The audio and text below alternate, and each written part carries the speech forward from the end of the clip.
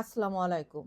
আজকে আমার আলোচনার বিষয়বস্তু হচ্ছে চেকের মামলায় ভুল ঠিকানায় লিগ্যাল নোটিশ দিলে এর বিরুদ্ধে আসামির কোনো প্রতিকার আছে কিনা। অবশ্যই সে প্রতিকার পাবে। কারণ এই চেকের মামলার ক্ষেত্রে লিগ্যাল নোটিশ একটি গুরুত্বপূর্ণ ভূমিকা পালন করে। কারণ এই লিগ্যাল নোটিশের মাধ্যমে আসামিকে আত্মপক্ষ সমর্থনের সুযোগ দেওয়া হয় এবং টাকা ফেরতের জন্য বলা হয়।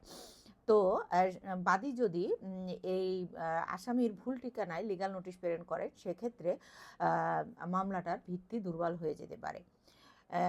উচ্চ আদালতে আমরা কতগুলো রায় বিশ্লেষণ করলে আমরা দেখতে পাই যে চেকের মামলার ক্ষেত্রে আসামির অবশ্যই সঠিক ঠিকানায় আপনাকে লিগ্যাল নোটিশ দিতে হবে।